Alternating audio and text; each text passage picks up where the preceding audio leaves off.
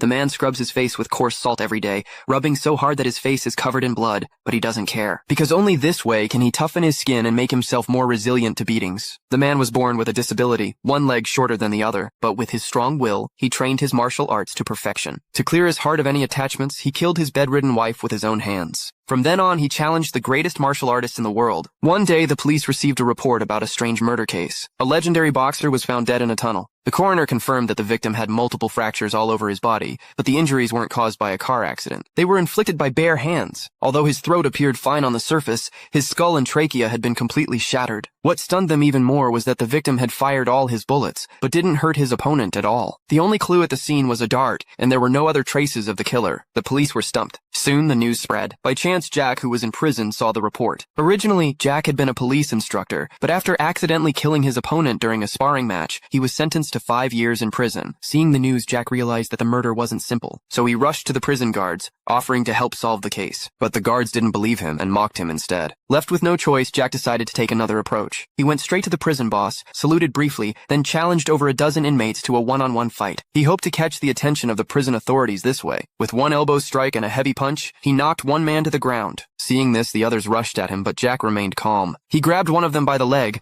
then with a powerful kick sent the man flying. At this point, the boss was furious. He ripped a metal plate off a chair and threw it at Jack. Jack was momentarily dazed, but quickly regained his composure. He landed several heavy punches on the boss's arm, but when it came down to it, Jack hesitated. He remembered that he had once accidentally killed a man and didn't want to make the same mistake again. So, instead of targeting his arm, he focused on the boss's abdomen, delivering a blow that knocked him to the ground. Sure enough, Jack's actions in prison quickly caught the attention of the guards. Annie, who was in charge of the case, arrived soon after. The guards said Jack had been well behaved, but to meet Annie, he had started fighting multiple inmates in prison. When Jack finally met Inspector Annie, he told her he knew what the killer was thinking and that he could help solve the case, but only if they released him from prison. Annie didn't believe him, but just as she was about to leave, Jack named 7 people and predicted that one of them would be the next victim. Annie still didn't believe him, thinking he was just trying to find an excuse to get out. But soon Jack's words were proven true.